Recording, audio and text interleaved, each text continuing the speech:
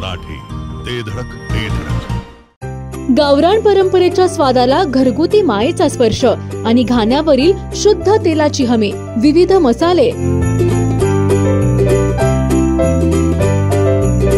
तुमच्या जेवणाला देतात परिपूर्णता। याशिवाय आपल्या जेवणासोबत तोंडी लावण्यासाठी सर्व प्रकारच्या चविष्ट आणि चटकदार चटणी आणि एकदम शुद्ध प्रतीचे घाण्यावरील ताजे तेल देखील आम्ही काढून देणार। तर आमच्याकडे विविध प्रकारच्या शेवया देखील खवय्यांचा आनंद द्विगुणितच करणार। महात्मा गांधी विद्या मंदिर समोर विट्याचा राजा कॉर्नर येथे आजच या आणि अनुभवा ओम श्री गुरुमाऊलीची झणझणीत दर्जेदार चव। ओम श्री गुरुमाऊली स्पेशल चटणी, ड्रायफ्रुट्स अँड मसाले, चव जी कायम लक्षात राहील। संपर्क आपल्या स्क्रीनवर। ईश्वरपूर येथे राज्यस्तरीय व्हॉलीबॉल स्पर्धेचे जंगी नियोजन करण्यात आलंय। युवा नेते प्रतीक पाटील यांच्या हस्ते मान्यवरांच्या उपस्थितीत स्पर्धेचा उद्घाटन सोहळा संपन्न झालाय। खेळाडूंची भव्य शोभायात्रा आणि इंडियाज गॉट टॅलेंटच्या कलाकारांचा नृत्याविष्कार हे या सोहळ्याचे प्रमुख आकर्षण ठरलंय।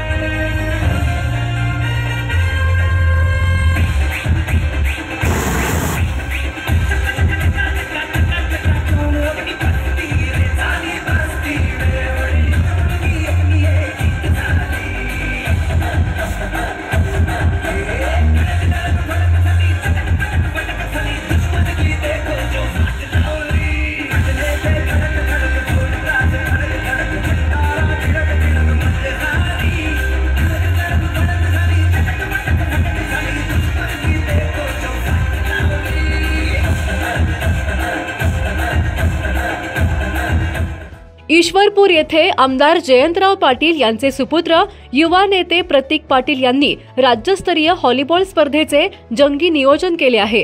पोलीस परेड मैदानावर हजारो क्रीडाप्रेमींच्या उपस्थितीत भव्य सोहळा पार पडला। या सोहळ्यास महाराष्ट्र राज्य व्हॉलीबॉल असोसिएशनचे अध्यक्ष प्रतीक पाटील यांच्या हस्ते लोकनेते राजाराम बापू पाटील, वरिष्ठ गट पुरुष आणि महिला राज्य अजिंक्यपद व्हॉलीबॉल स्पर्धेचा शुभारंभ करण्यात आला।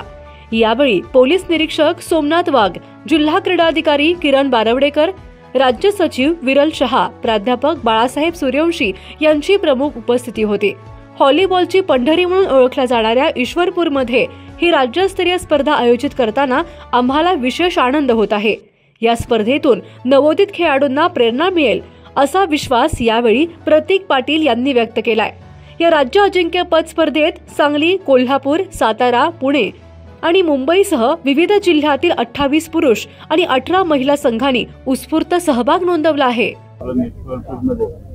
लोकनेते राजाराम बापू पाटील अजिंक्यपद स्टेट चॅम्पियनशिप सिनियर हे आज आम्ही पोलीस परेड ग्राउंडमध्ये नियोजन केले। आज राज्यभरातून एक 32 मुलांची टीम आणि 17 मुलींची टीम आज इथं येऊन या स्पर्धेमध्ये सहभागी झाले। आज खरं तर मागच्या 2022 मध्ये अशाच एक मोठ्या संख्येत एक अनेक राज्य वेगळ्या राज्यातून प्लेयर आले आणि आज ही स्पर्धा जी आहे ही स्पर्धा आपल्या महाराष्ट्र संघाची निवड करणं आणि तो संघ हा राष्ट्रीय नॅशनलला पाठवणं हे खरं तर ह्या स्पर्धेचं एक खरं तर ध्येय आहे। मला आनंद होतो की अनेक इथं वेगळ्या जिल्ह्यातून आज खेळाडू आज इथे उपस्थित आहेत आणि सर्वच इथं ईश्वरपूरचे सगळेच नागरिकांनी चांगला इथं प्रतिसाद दिलाय आणि मला खात्री आहे की याच पद्धतीने व्हॉलीबॉलची पंढरी ओळखणारा हा उरण ईश्वरपूर मध्ये अनेक वर्षापर्यंत इथूनही पुढं आपण ह्या सांगली जिल्हा असोसिएशन व महाराष्ट्र राज्य व्हॉलीबॉल असोसिएशनच्या द्वारे आपण असे चांगले आणि भव्य मॅचेस घेण्यात आणि स्पर्धा घेण्याचं काम करतो। धन्यवाद।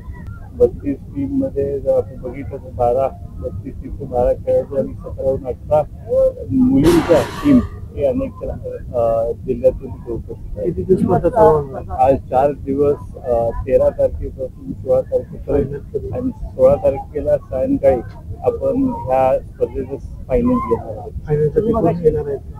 फायनलसाठी ते सिक्रेट आहे, त्याचं अजून आम्ही डिस्क्लोज केलं नाही. पण मला खात्री आहे की जरीही कुणी मोठं आलं नाही तरी मला खात्री आहे की आपल्या उरण ईश्वरपूरमध्ये अनेक तिथं संख्येत व्हॉलीबॉलवरती प्रेम करणारे लोक आहेत आणि तेच हे खरं तर ज्या मागच्या वेळेसारखं हे मोठं इथं 5 ते 6,000 लोक एका काळात त्या व्हॉलीबॉल स्टेडियमवर उपस्थित होते. त्याच पद्धतीने पुढचे हे फायनल ही त्याच पद्धतीने पार पडते. क्रीडाप्रेमींना काय आव्हान करा?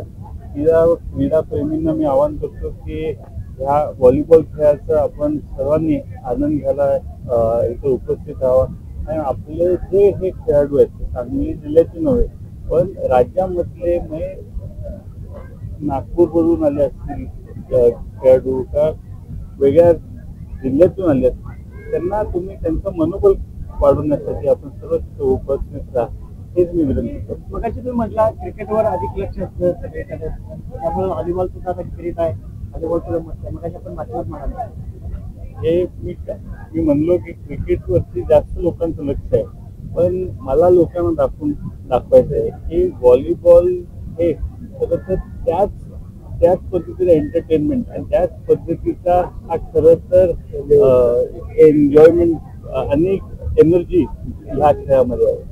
जिओ मराठी ते धडक ते धडक.